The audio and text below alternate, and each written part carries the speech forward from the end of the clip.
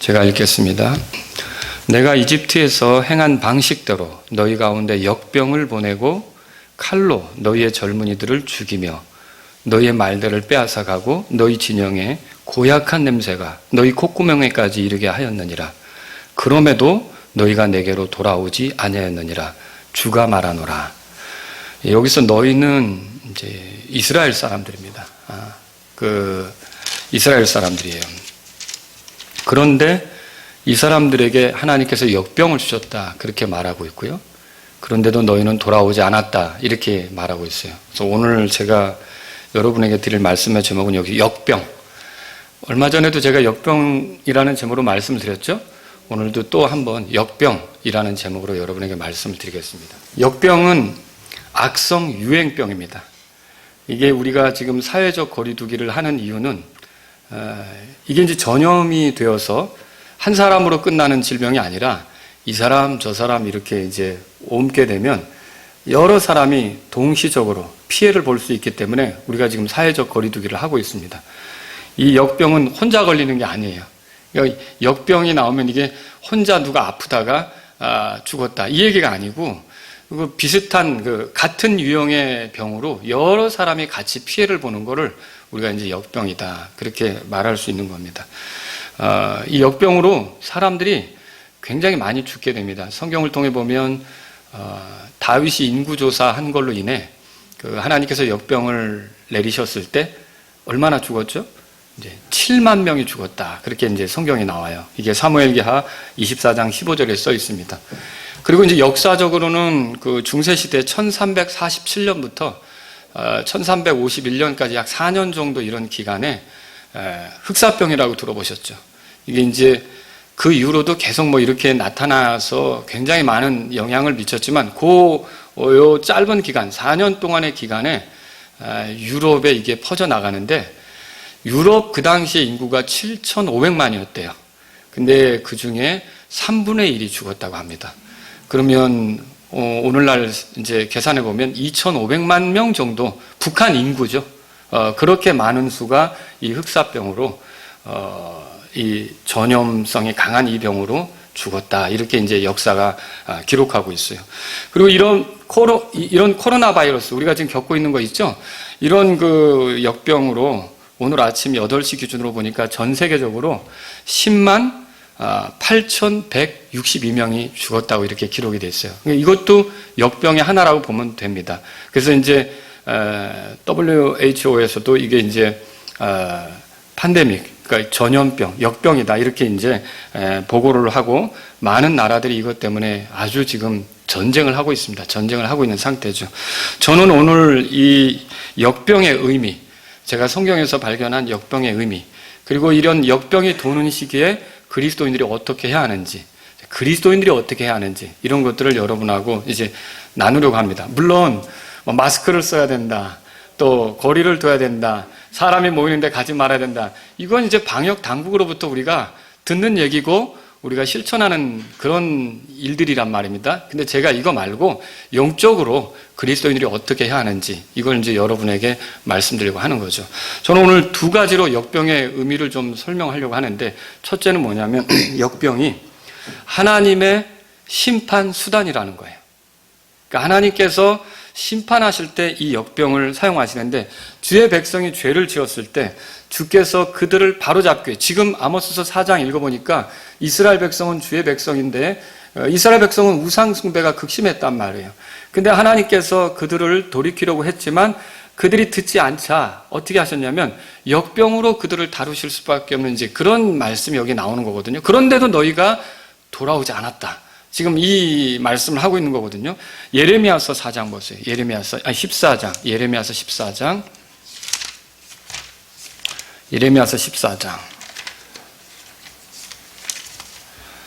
자, 여러분 하나님께서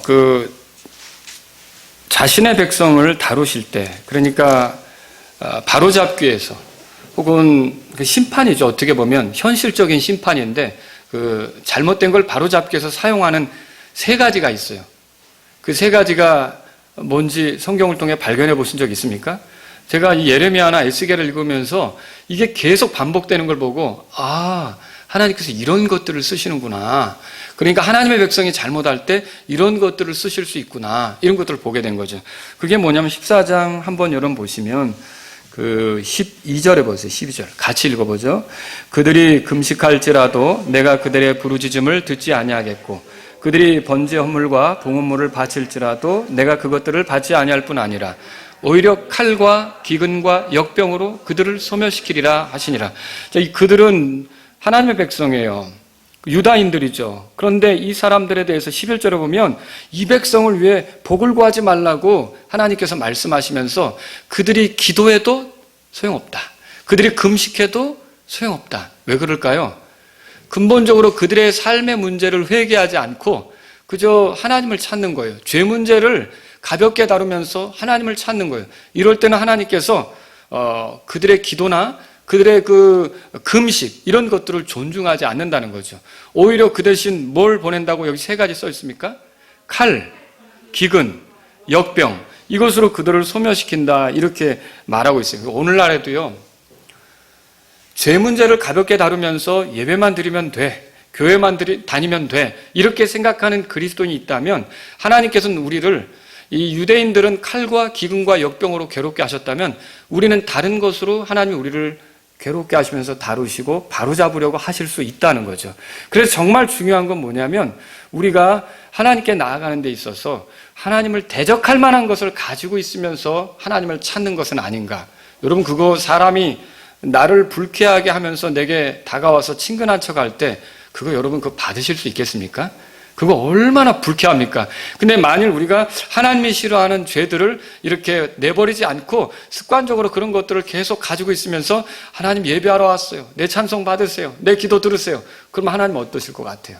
그게 하나님께는 불쾌한 일이 되는 거예요. 그래서 그런 경우는 하나님께서 칼과 기근과 역병으로 다룬다고 유대인들에겐 그랬고 오늘날 우리는 그런 것이 아니더라도 우리를 바로잡기 위해서 하나님께서 우리를 괴롭게 하실 수가 있다는 거죠. 그건 이제 물론 하나님이 우리를 사랑하시는 증거죠. 이게 징계라고 할 수 있으니까. 자, 제가 말씀을 준비하면서 보니까 예레미야 21장 7절, 9절, 24장 10절, 27장 8절, 13절 제가 다 찾아본 거예요. 그 다음에 29장 17절, 18절, 32장 24절, 36절, 34장 17절, 38장 2절, 42장 17절, 22절, 44장 13절 이 모든 구절에서 이렇게 보니까 하나님께서 자신의 백성이 잘못할 때 그들을 바로잡기 위해서 사용하는 세 가지가 나오는 거예요. 그 세 가지가 지금 12절에 써 있죠.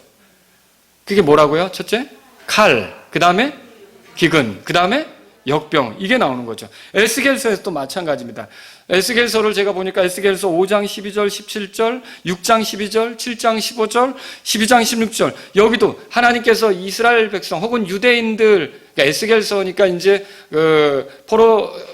포로로 이렇게 이제 끌려가 있는 유대인들 이런 문제를 다루겠죠. 근데 이런 이제 유대인들이 잘못했을 때 하나님께 쓰시는 문제가 뭐냐면 칼과 기근과 역병이라는 걸 쓴다는 걸 알 수 있어요. 에스겔서 6장으로 가보세요. 그래서 한 예를 보죠.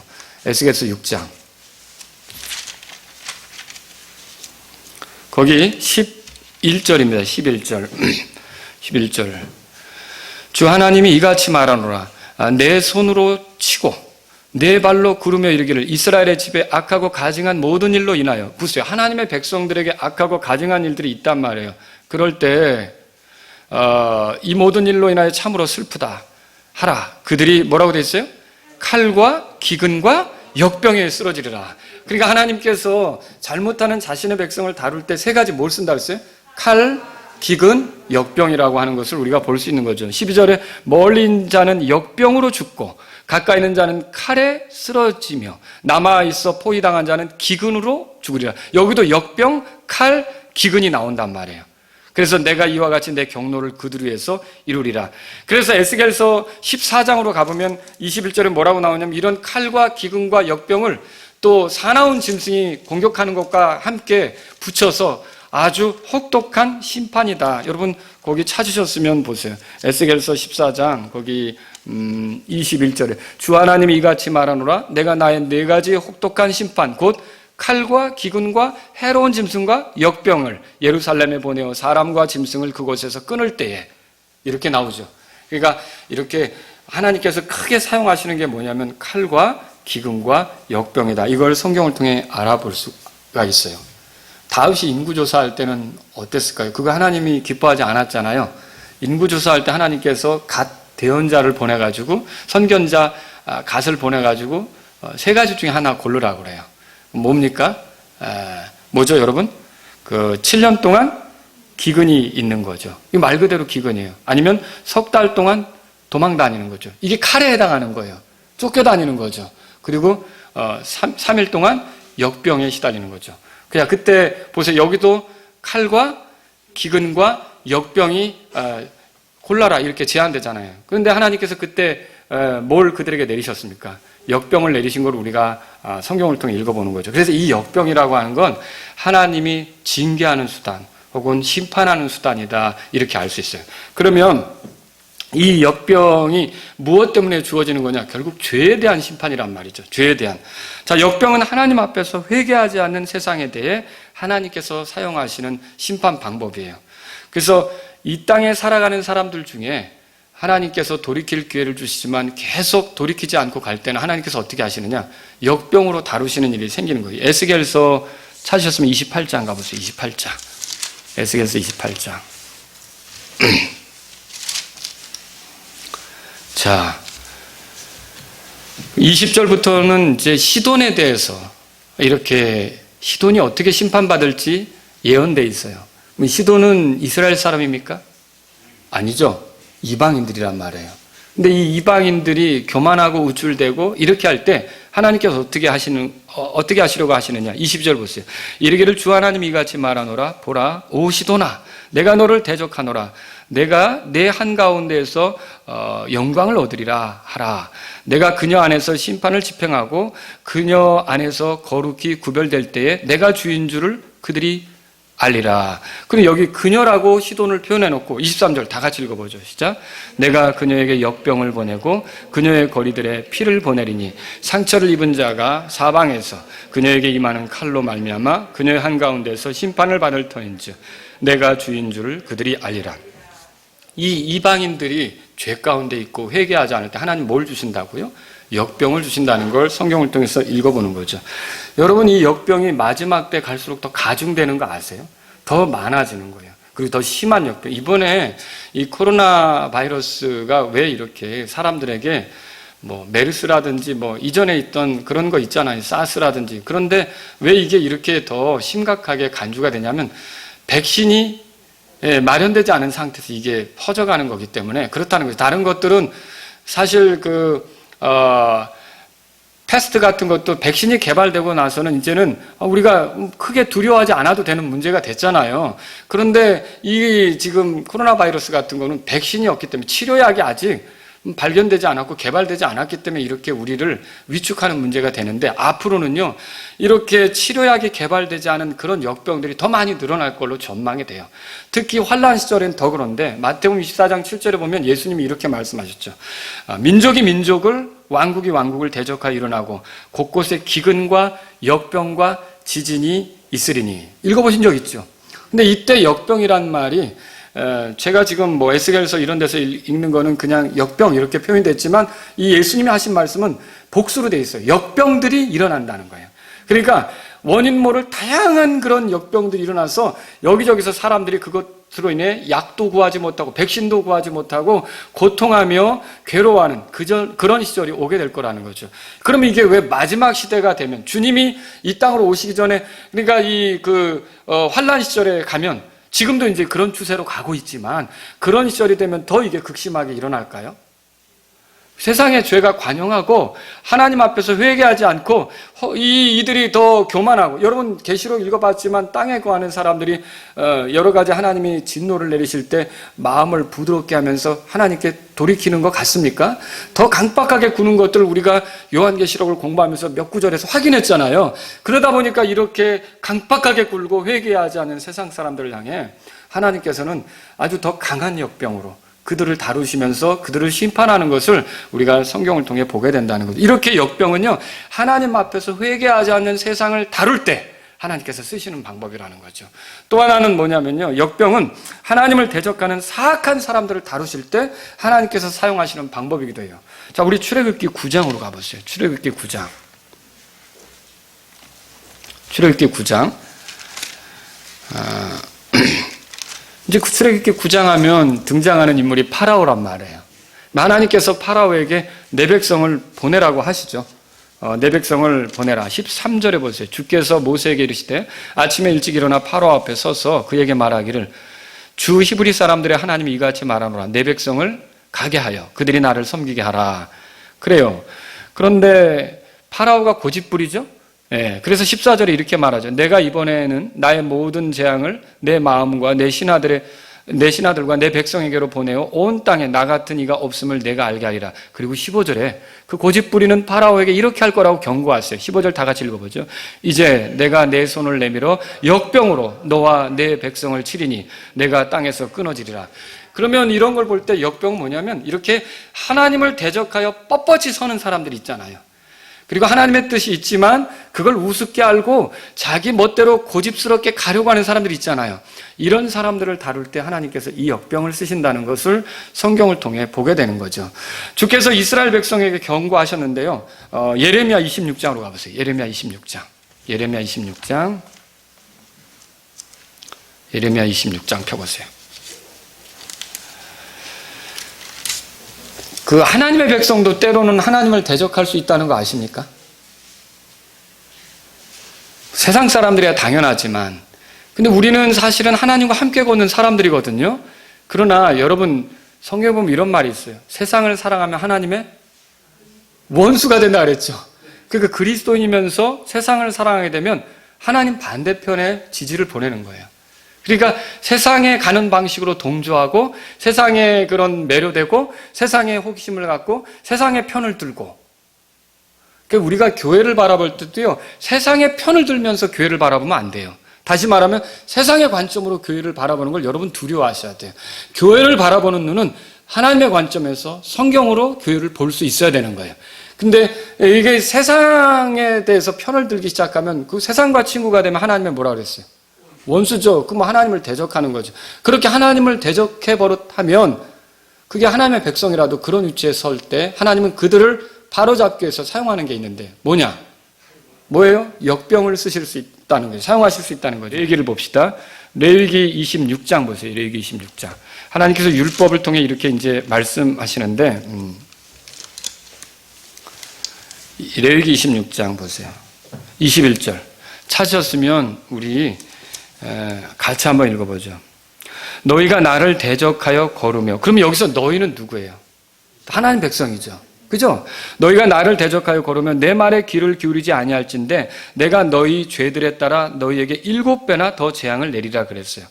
그 다음에 23절에 보세요. 나로 말미암은 이 일들로도. 그래서 뭐냐면 22절에 보니까 하나님께서 그들에게 재앙을 내리셨는데 그 재앙을 내렸는데도 고치지 않는 거예요. 하나님 백성이 회개하지 않는 거예요. 그래서 그걸 개혁하지 않았다, 바꾸지 않았다 그렇게 말하는 거예요. 그래서 23절에 나로 말미암은 이 일들로도 너희가 개혁하지 아니하고 나를 대적하여 걸을진대. 그렇게 뻣뻣하게 걸을 때 24절 다 같이 읽겠습니다. 시작. 나도 너희를 대적하여 걸으며 너희 죄들로 인해 너희를 심지어 7배나 벌하리라. 그렇게 되었단 말이에요. 이렇게 하나님께서 7배나 벌하리라. 그리고 25절 다 같이 한번 읽어보죠. 25절 시작. 갚을 것이며 너희가 너희 도시들 안에 함께 모일 때 내가 너희 가운데 역병을 보내리니 너희가 원수의 손에 넘겨지리로다. 이게 뭐예요? 지금 하나님의 백성인데 하나님을 대적하고 주의 말씀을 존중하지 않는 거예요. 그러니까 주의 말씀대로 판단하고 주의 말씀대로 가야 되는데 고집을 부리는 거죠. 그러면 하나님께서 그들 안에 재앙을 내리시는 거예요. 그러면 그들이 고쳐야 되는 거 아닙니까? 근데 개혁하지 않는 거예요. 그러면서 더 뻣뻣하게 갈 때 하나님은 그들에게 뭘 내리신다고요? 역병을 내리신다고 이렇게 성경이 말하고 있는 거죠. 그래서 주의 백성이 주를 대적한 것에 대해서 주께서 그들을 다루실 때 뭘 사용하시는 거예요? 역병을 사용하는 걸 우리가 성경을 통해 알 수 있는 거죠. 이 역병이라는 건 바로 이렇게 해서 세상에 주어지는 거예요. 단 한 사람만을 잡기 위해서가 아니라 이렇게 여러 사람들이 잘못하고 있을 때 그것을 바로잡기 위해서 하나님께서 이런 것들을 주신다. 성경을 통해 보게 되는 거죠. 그럼 두 번째로 자, 역병이 하나님이 이렇게 심판하시는 방법이라 그랬죠. 죄를 다루시는 방법이란 말이에요. 그럼 두 번째로 생각해 볼 게 뭐냐면 역병이라고 하는 건 회개하라는 사인이라는 거죠. 회개하라는 사인이라는 거예요. 그래서 우리가 아모스서에서도 봤지만 하나님이 역병을 주시고 기대하는 바가 뭐냐면 돌아오는 거거든요. 근데 4장 10절에 보니까 아모스 4장 10절에 오늘 본문 말씀에 그럼에도 너희가 내게로 돌아오지 아니하였느니라 그렇게 해요.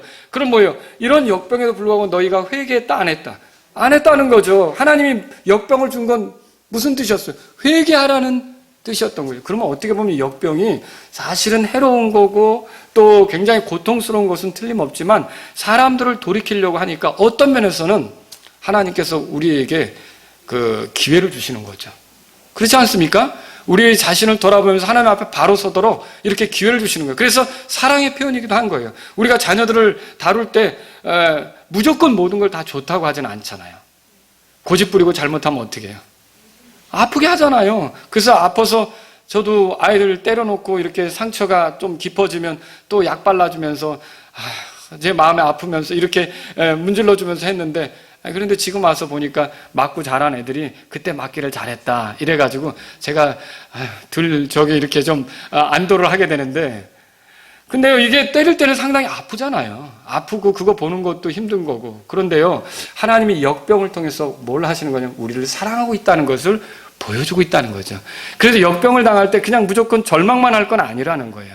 그러면 역병을 통해 우리가 뭘 해야 되느냐 이게 하나님이 돌이키시라고 이런 걸 주셨구나를 생각하고 우리는 역병을 회개의 사인으로, 회개하라는 사인으로 받아들여야 되는 거예요.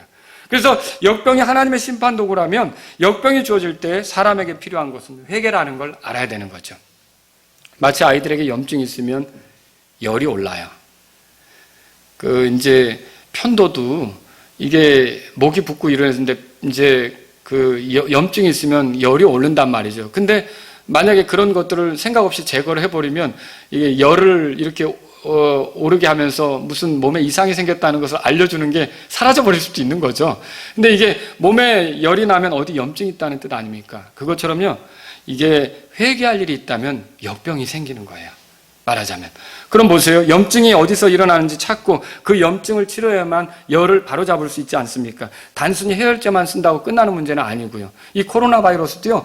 해열제로 그냥 이렇게 처방했다가 이 사람이 사실은 열만 가라앉고 그 안에 문제가 있는데 이거를 오히려 더 심화시킬 수 있다고 그러더라고요. 그래서 이게 증상이 이상하면 해열제를 무조건 쓸 게 아니라 이건 정확히 자신에 대해서 이게 어떠한가를 테스트 받아야 된다고 하더라고요. 근데 모르고 그냥 해열제를 쓰면 열은 안 나는데 안에서는 문제가 커지는 거죠. 이런 문제가 생길 수 있는 거죠. 그래서 우리도 마찬가지로 역병이 온다면 도대체 우리에게 회개해야 될 죄가 뭔지 이렇게 살펴보는 게 필요하다는 거죠. 그런 생각 없이 그냥 우리가 예배만 드리면 되겠지. 이거 해열제 처방같이 말이죠. 또 하나님 교회에 나가면 되겠지. 이렇게 생각하면서 가는 것은 바람직한 태도가 아니라는 거죠. 우리는 우리에게 혹시 하나님이 기뻐하시지 않을 만한 뭐가 있는가 돌아볼 필요가 있다는 거예요. 역대기야 6장 보세요. 역대기야 6장을 펴보세요. 솔로몬이 26절부터 이렇게 말하죠. 성전을 봉헌할 때 그들이 주께 죄를 지어 하늘이 닫히고 비가 없어 주께서 그들을 괴롭게 하실 때에 그들이 이곳을 향하여 기도하며 주의 이름을 시인하고 자기들의 죄에서 돌이키거든. 저 보세요. 죄를 지었다는 말이 있고요. 죄에서 돌이키거든 이 말이 있어요. 그때 주께서는 하늘에서부터 들으시고 주의 종들과 주의 백성 이스라엘이 마땅히 걸어야 할 선한 길을 그들에게 가르쳐 주신 뒤에 그들의 죄를 용서하시며 이 말도 있어요. 또 주의 백성에게 상속 재산으로 주신 주의 땅에 비를 내리시옵소서. 만일 그 땅에 기근이 있거나 역병이 있거나 마른 병이나 곰팡이나 메뚜기나 혹은 쐐기벌레가 나거나 그들의 원수들이 그들의 땅의 도시들에서 그들을 에워싸거나 무슨 아픔이나 무슨 질병이 있든지 그때 어떤 사람이나 혹은 주의 온 백성 이스라엘이 각각 자기 아픔과 고통을 알고 이 집에서 자기 두 손을 앞으로 펼치고 무슨 기도나 무슨 간구를 드리거든 그때 주께서는 하늘을 곧 주의 거처에서부터 들으시고 용서하시며 용서라는 말이 나와요. 이렇게 해서 여기 보면 여러분 28절에 역병이 나오는데 역병이 왜 생기느냐? 죄 때문에 생기는 걸 알 수 있어요. 그러면 죄 때문에 생겼다면 우리가 역병의 시기에 가장 먼저 해야 될 일은 뭘까요? 나를 살피는 거죠. 혹시 내 가운데 하나님이 기뻐하지 않은 무슨 죄가 있지 않은가, 이런 것들을 돌아볼 필요가 있다는 거죠. 그래서 역병이 돌면 우리는 모두 회개하는 자들이 되어야 하는 거예요. 회개하는 자들이 되어야 되는 거예요. 주님의 뜻대로 살지 못한 게 뭔지, 주님을 기쁘게 하지 못했던 게 뭔지, 주님의 명령대로 행하지 못했던 것들이 뭔지, 이런 것들을 살피고 그런 것들이 눈에 보이고 드러나면 돌이키려고 하는 우리들이 돼야 된다는 거죠. 그리스도인이면서 어떤 지체에 대해서 미움을 여전히 품은 채 교회를 출석한 것은 없는가? 말하자면 또 오래된 죄의 습관을 달고서 그걸 떨쳐버리지 않으면서 하나님께 경배드린다고 찬송가 펼치고 막 노래하면서 이중적인 삶을 사는 것은 없는가? 그래서 이런 우리 삶 속에 어떤 하나님이 기뻐하지 않는 것들이 있다면 이런 것들을 이제는 떨어내리려고 하는, 내려놓으려고 하는 그런 것이 필요하다는 거죠. 이스라엘의 우상 숭배 때문에 결국 그들 안에 역병이 주어지는 거거든요.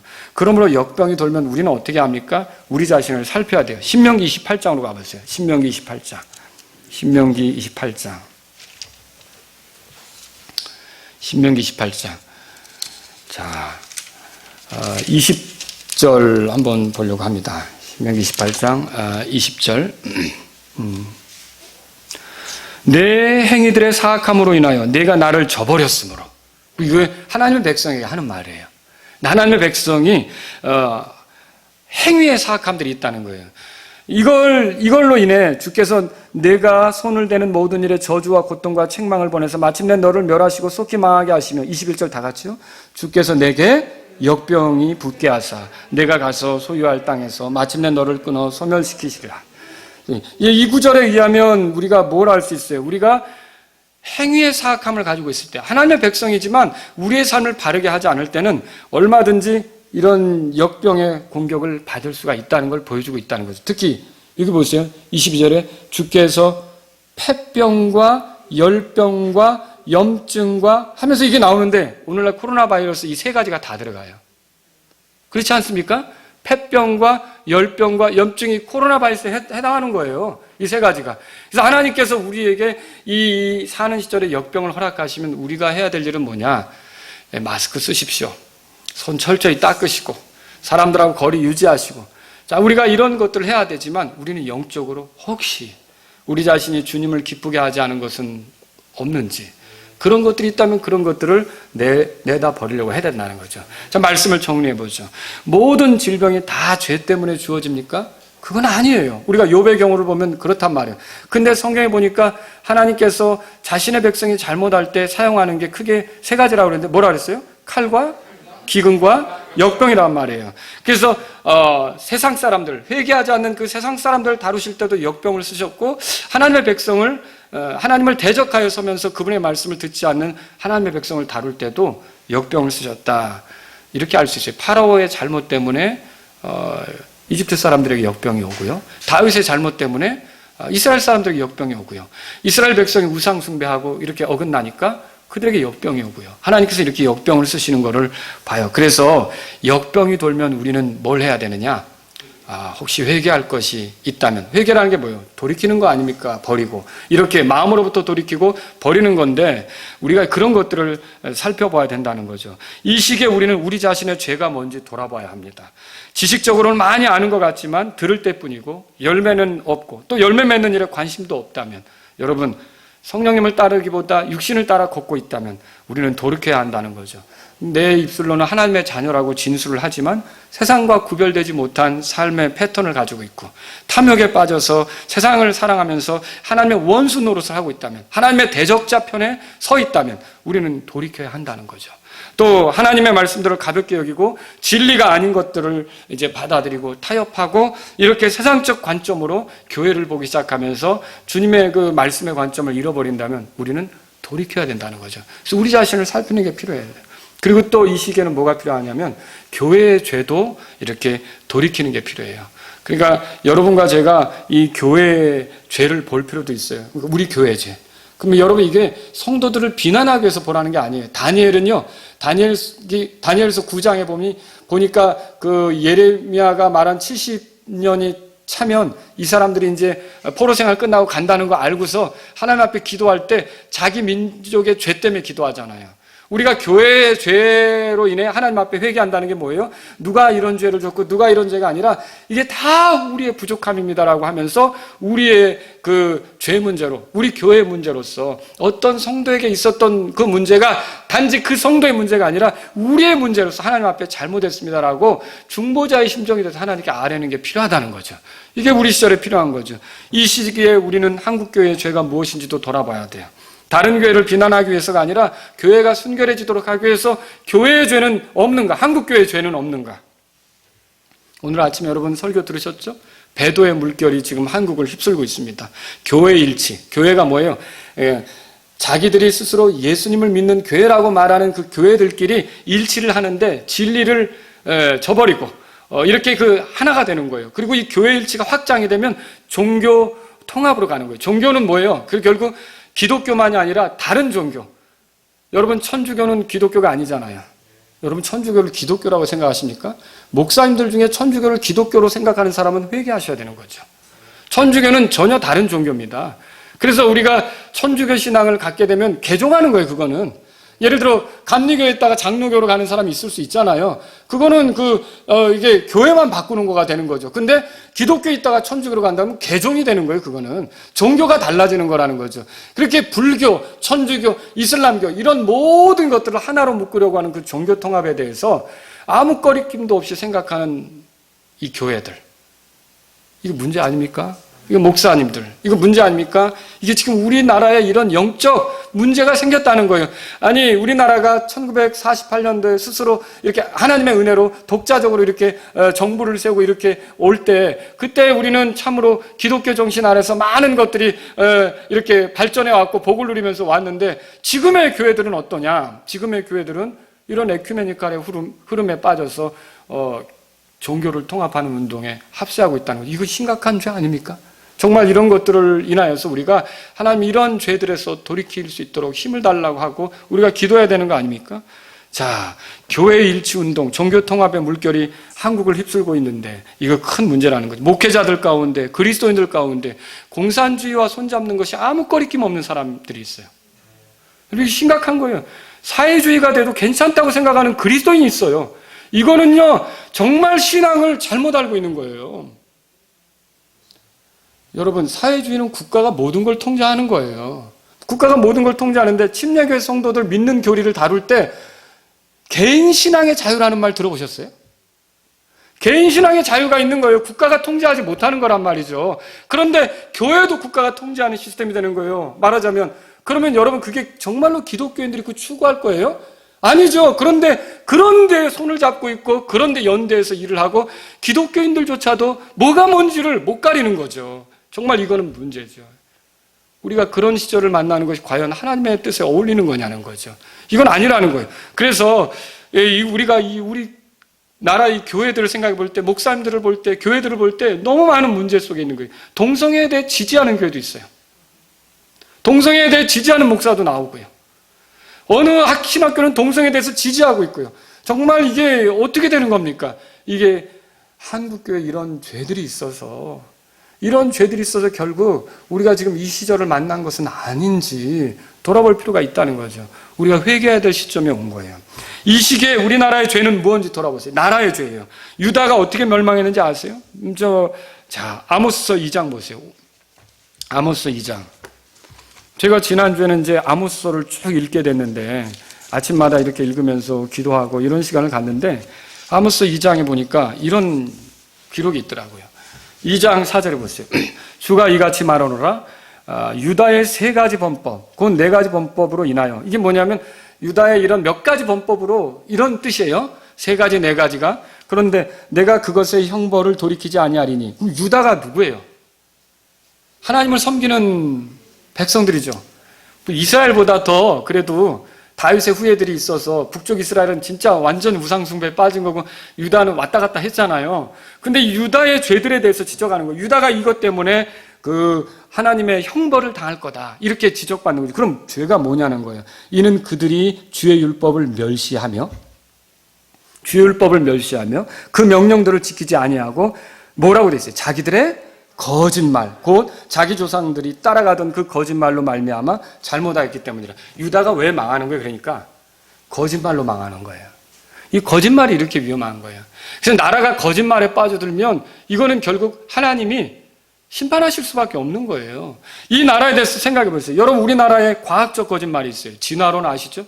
진화론은 뭐예요? 하나님이 창조하신 걸 부인하고 뭐가 뻥 터져가지고 이게 지금 점점점 이렇게 돼서 뭐 아주 먼지에서부터 이런 세상이 됐다는 거 아닙니까?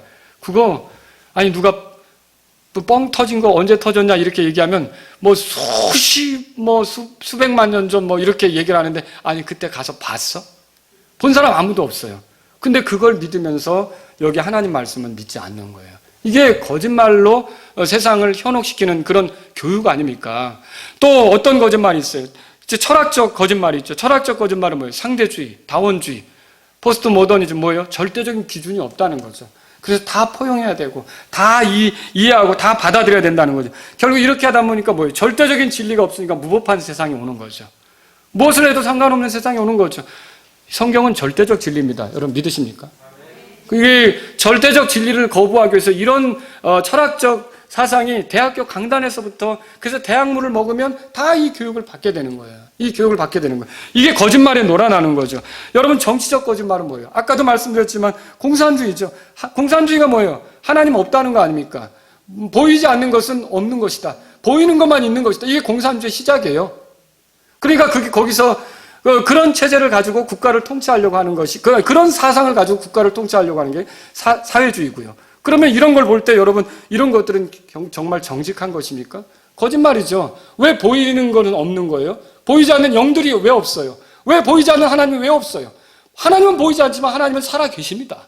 근데 이런 것들을 거부하는 세상적 그런 사조에 의해서 기독교인들조차도 움직이고 있고요. 그리고요, 또 이 나라가 그렇게 물들어가고 있어요. 그 거짓말에 의해서.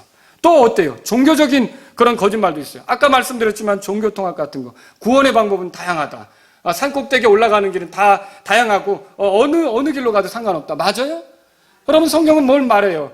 하늘 아래 구원 얻을 만한 다른 이름을 우리에게 주신 적이 없다 그러잖아요. 이만희도 아니에요. 안상홍도 아니에요. 장길자도 아니에요. 하나님은 예수님을 구원자로 주신 거예요. 근데 이런 거짓말이 판을 치는 나라가 돼버렸어요. 그래서 이게 세상이 지금 거짓으로 멸망하고 있는 거죠. 이렇게 되면 어떻게 됩니까? 결국 하나님의 심판을 당할 수밖에 없잖아요. 지금 그래서 우리가 회개해야 될 때가 된 거라는 거죠. 잘못된 결혼관이 판을 치고 있어요. 결혼이 뭐예요? 하나님은 남자와 여자가 결합해서 가정을 이루는 거라고 그랬어요. 근데 오늘날의 거짓말로 뭐가 등장했냐면 그냥 한 인간과 인간이 만나서 같이 사는 게 결혼이라는 거예요. 그러니까 어떻게 돼요? 남자끼리도 결혼하는 게 되고 여자끼리도 결혼하는 게 되고 이런 일이 벌어진 거예요. 남자끼리 결혼하면 자식이 나옵니까? 여자끼리 나오면 다음 세대가 있냐고요. 그래, 이런 식으로 하나님이 생육하고 번성하라고 하는 원칙을 깨트리면서 그들이 좋은 데로 가려고 하는 이런 거짓말이 판을 치고 있는 시절이 됐어요, 이 나라가. 그러면 여러분, 이런 나라를 볼 때 우리가 어떤 생각을 해야 됩니까? 하나님 앞에 이 나라가 큰 죄 가운데 있다는 걸 생각하고 회개하는 우리들이 돼야 되지 않습니까? 하나님 정말 불쌍히 여겨달라고 부르짖는 저와 여러분들이 돼야 되지 않습니까? 이처럼 거짓의 선동당에 하나님의 창조를 부정하고 하나님의 진리를 부정하고 하나님의 존재를 부정하고 또 하나님의 구원 방법을 거부하고 하나님이 정하신 가정 질서를 파괴하려고 하는 이런 거짓된 그런 움직임들이 계속 이 땅에서 일어나고 있다면 여러분, 이것을 놓고 우리는 어떻게 해야 될까요? 하나님, 우리가 참 잘못 살고 있습니다.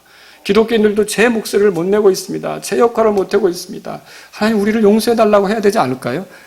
정말 역병이 사라지는 거 필요합니다. 근데 정말 더 사라져야 될 건 죄입니다. 여러분, 그거 믿으십니까? 역병만 사라지는 게 아니라 이 땅을 어둡게 하는 죄악도 사라져야 되는 거예요. 하나님 앞에 가증한 것도 사라져야 되는 거예요. 만약 그렇지 않다면 역병이 사라졌다도 또 다른 더 강한 게 올 수도 있는 거예요. 그래서 이 시기에 우리가 생각해야 될 건 뭐냐면, 하나님, 우리가 죄에서 돌이키기를 원합니다. 이 땅에 기회를 주세요. 회개할 수 있게 해주세요. 여러분, 이런 것들이 우리에게 필요하다는 거죠. 자, 미가서 6장에 펴보세요. 지금 우리가 안전한지 보세요. 미가서 6장 보세요. 거기 보면 이스라엘에 대해서 하나님께서 하시는 말씀인데요. 그들의 문제가 여기 기록되어 있어요. 11절에. 내가 뭐라고 되어 있어요? 사악한 저울과 속이는 줄을 담은 자루를 지니고 다니는 자들을 깨끗하다 하겠느냐? 그럴 수 없다는 거죠. 그곳에 부자들은 폭력으로 가득하고 그곳의 거주민들은 거짓말을 하며 거짓을 말하며 그들의 혀는 그들의 입에서 속임수로 가득하니. 자, 이렇게 속임수가 가득하고 거짓이 가득한 세상에 하나님 뭐 하신다고 되어 있어요? 13절 다 같이 읽겠습니다. 시작. 그러므로 나도 너를 쳐서 병들게 하고 내 죄들로 인하여 너를 황폐하게 하리라. 이게 죄의 결말이란 말이에요. 이 죄 때문에 이런 일들이 생긴다는 거죠. 그래서 여기 보세요. 사악한 저울이 여기 사용되고 있어요. 그게 뭐예요? 공정하게 판단하지 않는 거죠. 이게 법정에서, 저는 그래서 그런 기도들도 해요. 재판정에서 항상 공정한 재판이 이루어질 수 있게, 경찰들이 뇌물 먹지 않고 정말 이렇게 바르게 법 집행을 할 수 있게. 여러분 그런 기도 하십니까? 이 나라를 위해서 계속 우리가 기도해야 돼요. 그리고 언론들은 편파적으로 잘못된 것은 아니라 정직하게 국민들이 알 수 있도록 그렇게 섬길 수 있게. 이런 학교 강단에서는 어떤 잘못된 이념으로 학생들을 선동하는 게 아니라 올바른 교육이 시행되도록, 나라와 국가를, 이게 국가를 위해서 여러분이 기도하셔야 되는 거죠. 이게 잘못되면 어떻게 돼요? 주님은 분명히 병들게 하고 황폐하게 만든다, 이렇게 경고하셨단 말이에요. 그래서 여러분 우리가 지금 이 나라에서 이루어지는 이런 죄들, 그리고 보세요. 부자들은 폭력으로 가득하고 우리는 지금 자본주의를 누리고 있어요. 이 자본주의를 잘못 누려서 이 부자들이 폐단을 일으키고 독식하고 이렇게 되면 이것도 또 문제가 될 수 있겠죠. 그래서 이런 하나님이 주신 좋은 것들을 누리면서도 잘못하고 있는 것에 대해서 회개하고 돌이키는 그런 민족이 되게, 그런 나라가 되게 해달라고 저와 여러분들은 회개하는 시간이 돼야 된다는 거죠. 여러분, 역병이 죽음에 이르게 하듯 죄는 사망에 이르게 한다는 걸 알아야 합니다. 주께서는 죄에서 돌이키는 삶을 위해 이런 위기들을 허락하신 거예요. 예수 그리스도께서 계신 이유도 우리로 하여금 하나님께로 계속 나아가도록 하기 위해서 예수 그리스도가 계신 거잖아요. 십자가 사건은 그것 때문에 있는 거 아닙니까? 왜 예수님이 피 흘렸어요? 죄로 더럽혀진 우리가 예수님 피 의지해서 하나님께 나아오도록 그렇게 한 거 아닙니까? 이런 십자가를 믿고 피를 믿는다면 우리는 어떻게 돼요? 계속 하나님께로 나아가야 되는 거죠. 그리고요, 또 우리가 하나님으로부터 멀리 섰다면, 하나님 뜻을 아는데도 내 멋대로 갔다면, 이런 역병을 만날 때 우리가 해야 될 일은 뭐예요? 우리 자신을 살피고 주께로 돌아가는 거라는 거죠. 여러분, 그리스도인이 잘못했다고 해서 지옥 심판이 주어집니까? 그렇지는 않습니다. 그렇지는 않단 말이에요. 왜냐하면 예수님께서 이미 십자가에서 피로써 우리 죄값을 다 지불하셨기 때문에. 그러나 아까 성경에서 읽은 것처럼 사악한 행위를 버리지 못할 때, 그것이 있을 때는 하나님께서 우리를 바로잡기 위해서 뭐 하는 거예요? 아프게 하실 수 있는 거죠. 역병이 생길 수도 있게 하는 거죠. 그래서 이런 것들을 당할 때 우리에게 필요한 건 뭐예요? 아이고, 구원을 잃어버리면 어쩌나. 이 문제가 아니에요. 이게 하나님 앞에 우리가 용서받은 사람들인데 이렇게 자꾸만 바르게 가지 못하면 안 되지 하고 돌이키는 게 저와 여러분들에게 필요하다라고 하는 거죠. 여러분, 이렇게 할 때 예수님이 우리를 고치실 수 있다는 걸 믿으십니까? 베드로전서 2장 24절에 친히 나무에 달려 자신의 몸으로 우리의 죄들을 지었으니 이것은 죄들에 대하여 죽은 우리가 살아서 의에 이르게 하려 하심이라. 그분께서 채찍에 맞음으로 너희가 고침을 받았느니라. 그래서 역병은 하나님께서 이렇게 죄들을 심판하실 때, 저는 지금까지 하나님의 은혜를 누려온 이 나라가 지금은 그래요. 방역 당국은 어떻게 생각할지 모르지만 그리스도인으로서 우리에게 회개해야 될 죄가 있구나, 이런 걸 보게 된다는 거죠.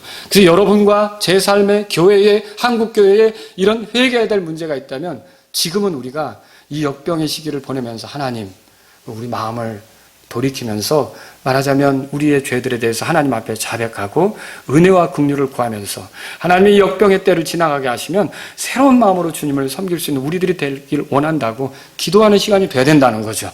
그리스도인들은 이렇게 하나님 앞에서 자신을 살피는 시간이 되어야 합니다. 주께서 원하시는 바는 우리가 주께로 돌아가는 거죠. 죄로부터 멀어지고 하나님과 가까워지는 겁니다. 이 역병이 도는 때 우리가 방역에도 철저히 해야 되지만 그리스도인인 우리들은 우리 자신을 살피고 혹시 돌이켜야 될 죄는 없는가, 내버려야 될 죄는 없는가, 이걸 살피면서 하나님 앞에 마음을 새롭게 하는 그런 기회가 돼야 된다는 걸 기억하시기 바랍니다.